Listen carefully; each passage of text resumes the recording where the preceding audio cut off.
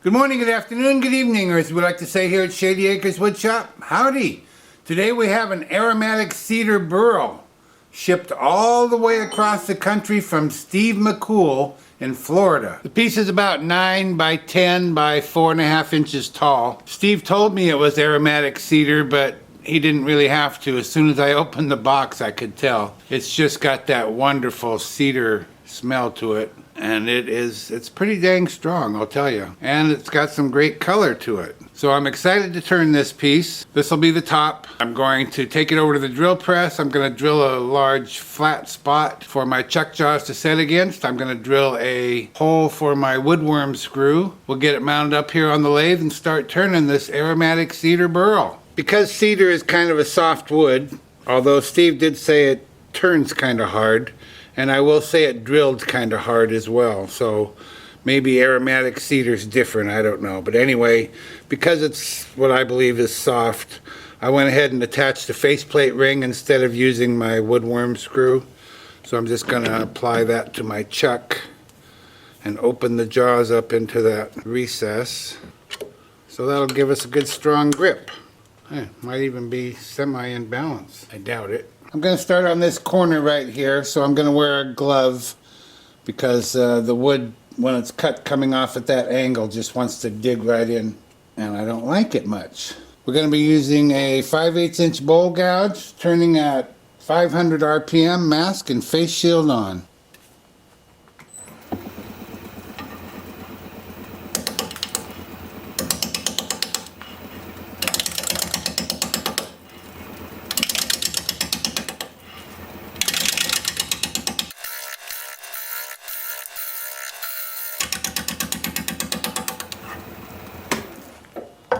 Wow, wow, wow. Can you ever smell that cedar? I wish this was smell-o-vision. It's amazing.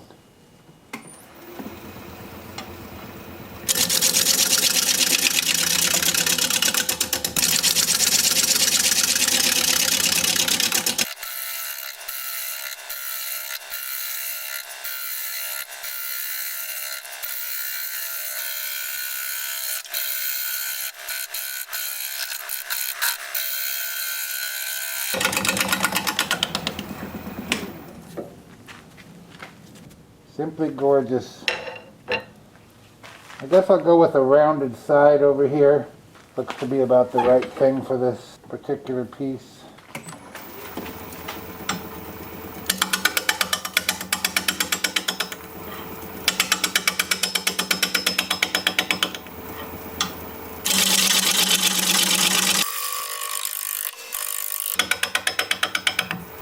Let's see if I can't pick the speed up now. 600.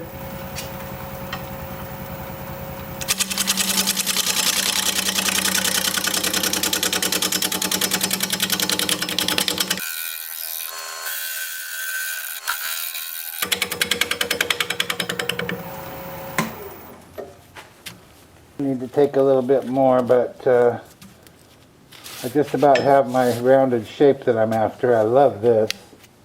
Love this part. I don't know if I should close this up by taking a little more off, getting down to that, or if I should leave it the way it is. Well, I certainly have way too wide of a bottom, I can see that. So I guess I will be. Yeah, in fact, I think I'll go back to this corner and start working that bottom down to some reasonable size.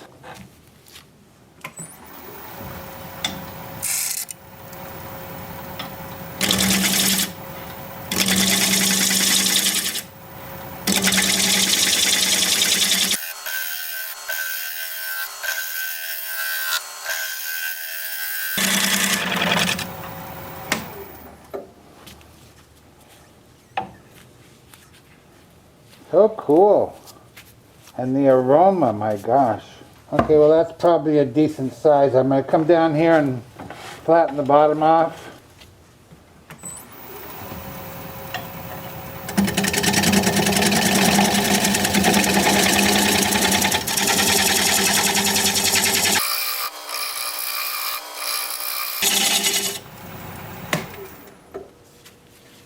We'll mark out for a tenon.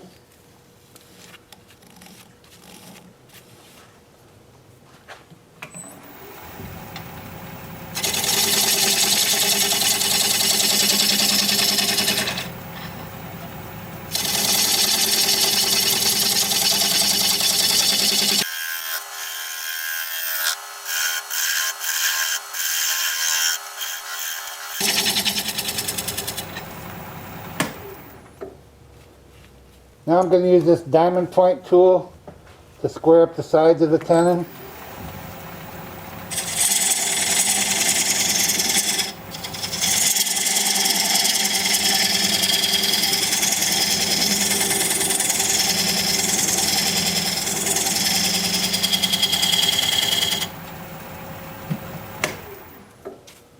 That's good.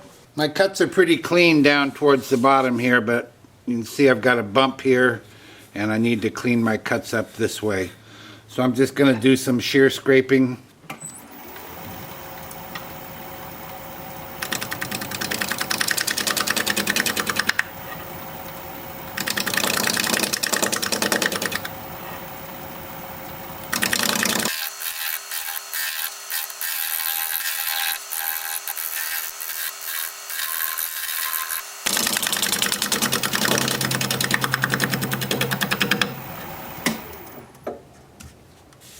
I think I got it.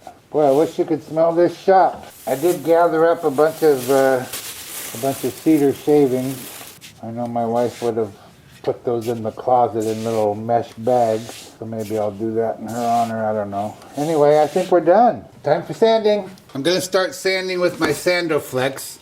There's some bark inclusions on here. There's these areas that are unturned, so I'll sand all of that with the Sandoflex, and then I'll switch to my 2-inch disc starting at 80 grit and working up through 400, and I'll show you what both of those look like as soon as I get my mask on. And this is 180 grit.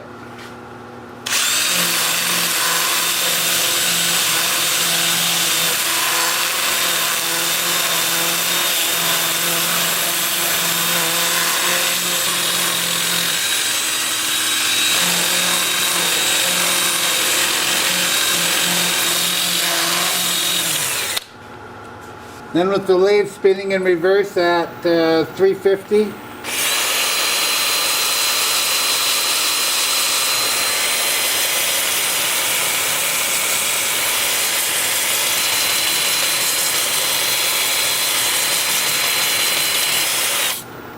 And Steve mentioned that this sands up really nicely, and I can see that's the case. So that's what I'll be doing for a bit. I'll bring you back and we'll put some, I don't know what kind of finish on there. See you in a bit. I'm going to apply sanding sealer because I know it's going to bring that grain out just beautifully, although anything would, to be honest. You can see the grain is just gorgeous. But I have mixed feelings because I just hate sealing up that aroma.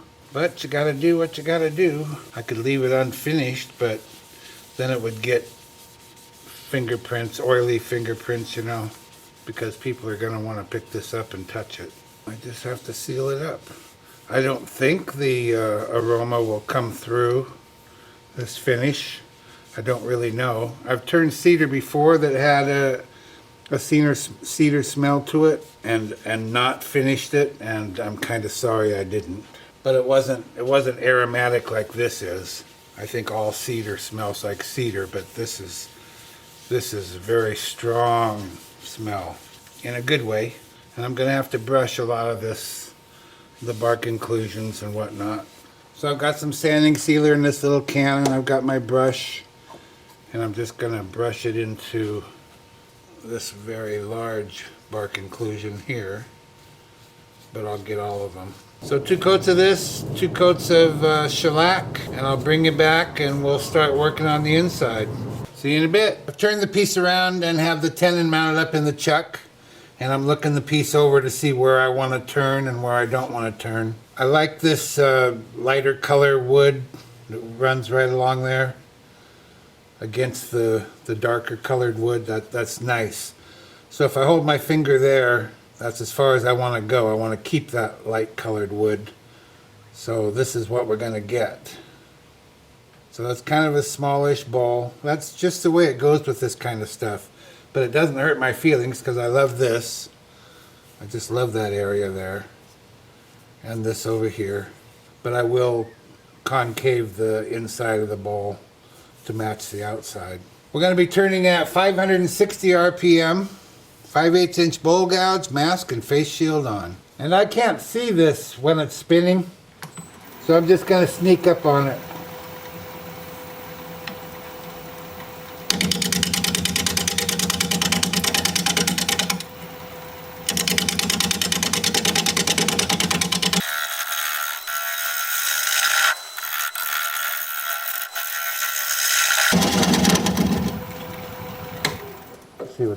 got me.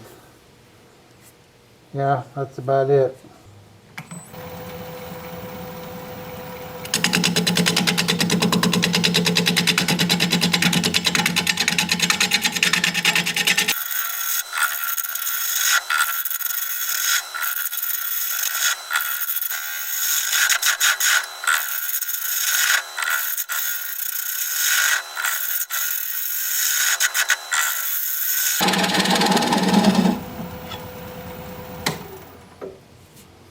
Beautiful grain, huh? And color. Just gorgeous. You know, I think I'm going to switch to this hollowing tool so I can get back in here better. It's a long reach the way I am now. So I have to pull my tool rest back for that, because you want the flat part of this on the tool rest.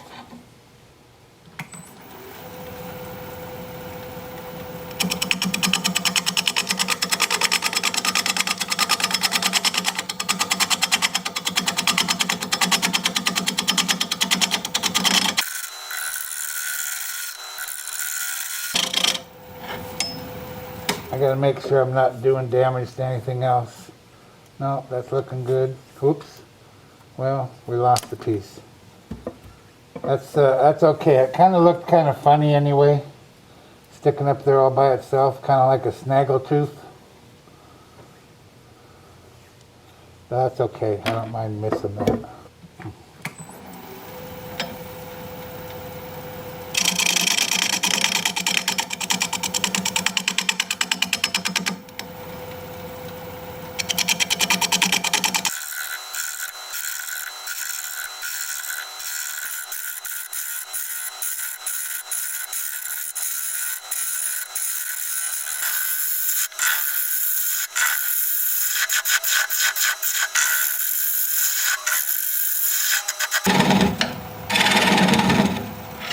I'm going to try and pick the speed up. About 650 is the best I can do. Man, look at that color. I do see a pretty good sized crack right there. It looks like it stops here, but I don't know.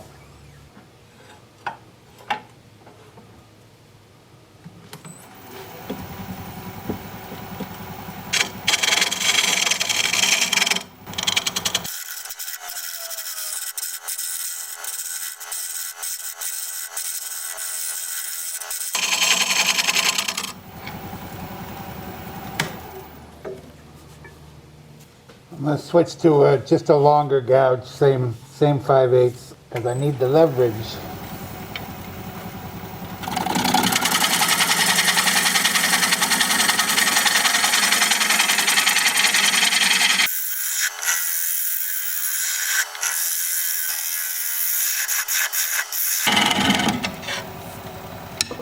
I'm going to switch to my negative rake scraper.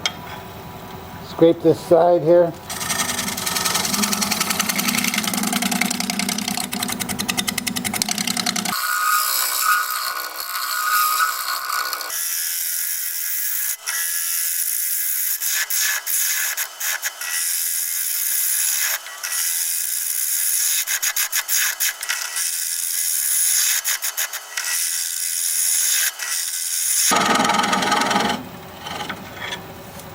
Whew. Oh man, that's pretty. And the smell, my gosh, I wish you could smell it. I guess I keep saying that, but I wish you could. Wow, that went quick. Got about 3/4 of an inch. Back to scraping.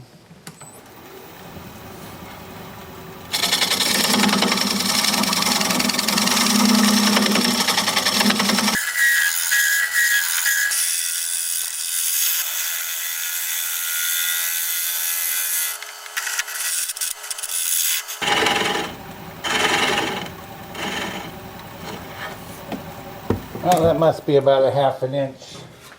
I hope it's that much. Yep, exactly. So just some scraping to clean it up. I'm going to have to go sharpen this before I finish up. I'll be right back. Before I get going again here, someone recently asked me in the comments to show this end of my calipers on how thick something is. And I said I don't usually do that because it means moving the camera, which you can see I've done since you were here a minute ago. But I was just checking the wall thickness to see if I could go thinner before I start scraping. And no, in fact, I cannot. That's less than 1/8 of an inch. You see that? Less than 1/8 of an inch. Now over here, you see that? That's about an inch. That's just the way this kind of work goes. Most of my pieces have thick walls because of things like this, because of imperfections, or just because of nature. It's the way the piece is made. I didn't make it, so I'm not sure what the guy's point was, but anyway, I thought I'd show you that, why some of my pieces have thick walls. I also noticed, I didn't see this before, got a flaw down there, can you see that? And that corresponds with a bark inclusion on the outside over here. So we're just going to have that flaw. It's a bark inclusion on the inside. I can't smooth that out because I'll go right through the side over here. Okay, I sharpened up my negative rake scraper and we'll scrape. Look at the grain in there. My gosh, look at that. It just goes, it's like lace. It goes kind of pretty and crazy like. I hope you can see it. Isn't that something?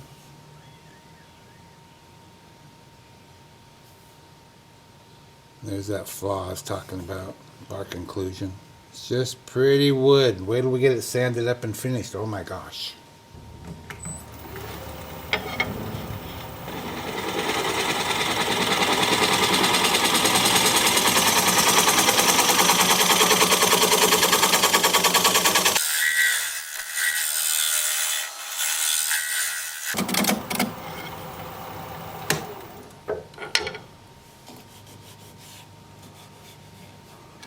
Time for sanding. I'm going to start sanding with my Sandal Flex. I'm going to sand this top edge here because it's, oh boy, quite sharp, oh boy, in a lot of places. So I'll sand from the inside out so that I don't ruin my finish on the outside. When I'm done with that, I'll switch to my 2-inch disc at 80 grit and I'll work up through 400, and I'll show you both of those as soon as I get my mask on.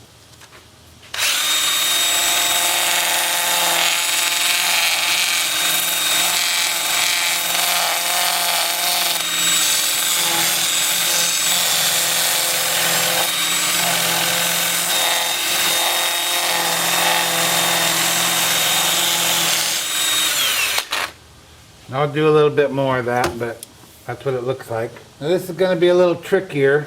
The inside will be okay, but when I get to this outside edge, I'm going to have to be real careful with a light touch. Lathe is spinning forward at about 400.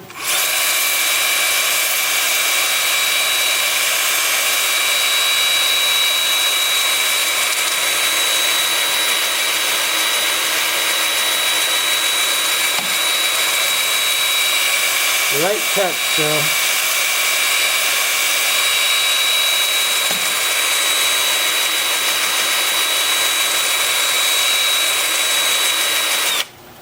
yeah, gotta be careful, but it'll work. I'll get that done. I'll bring you back in a bit. We'll put some more sanding sealer on the inside. See you in a bit. Well, let's see what we got. You know, sometimes a piece of wood just reaches out and says, do me, do me. And that's what this one did. Well, it's going to look great, that's for sure. The outside looks great. I just got to brush a little bit into that inclusion there. And maybe right here. I just don't want to get it on the outside. Alright, well, couple of coats of this sanding sealer, couple of coats of shellac. I'll be back and we'll take the tenon off. See you in a bit. I wanted to show you this piece does have a crack in it, and that crack, it does not run up the sides, it's just across the bottom, but what it does do is it runs right through the middle of my tenon, so I'm a little worried about that, but we'll see how it goes. I've mounted a block of wood up in my chuck. It's got a non-slip surface on it. I'm going to place the bowl over that and bring up my tailstock and drive my live center into that existing hole. And bring up my tool rest. I'm going to use a 3/8 inch bowl gouge. Well, first let's see if it's running true. I'll just hold my thumbnail against the edge of the tenon, and yeah, it's pretty true. I'm going to use a 3/8 inch bowl gouge and commence to removing that tenon.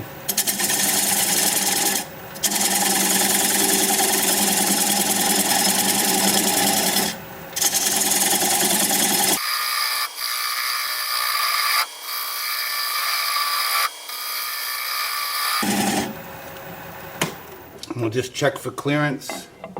We have lots of clearance.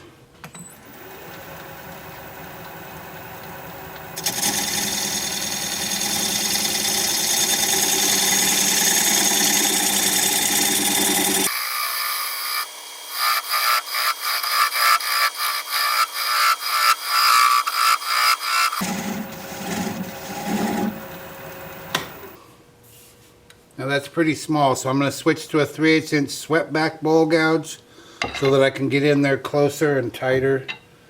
I'm also going to adjust my tool rest up a little bit higher and a little bit closer. We've been spinning at 600. I'm going to turn it down to about 250. I just want to get that as small as I can. Well, now half of it broke away. We'll see how it goes.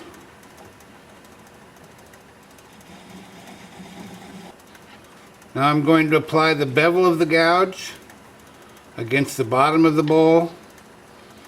Right hand on the gouge, left hand on the switch, and when the little nub stops turning or finishes breaking, we'll know we're through. Finishes breaking it is.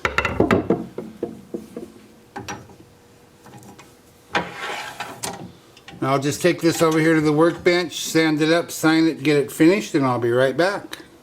Be sure you stick around to the end of the video so you can see the before and after shots of this piece.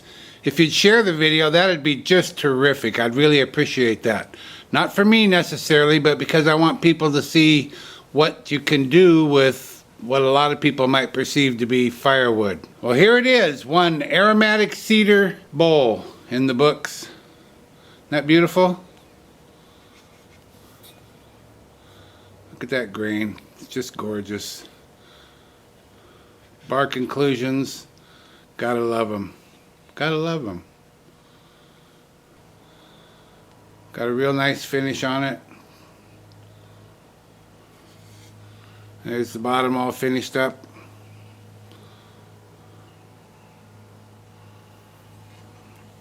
I just love it.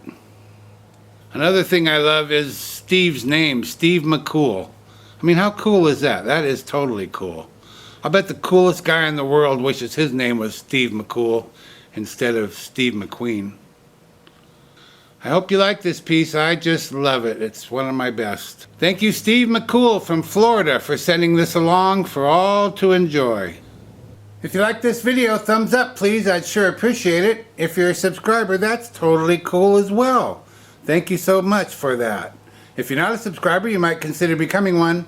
I put out regular videos about one a week, and I'd like to keep in touch. An easy way to subscribe is just click my picture you see there near the end of the video.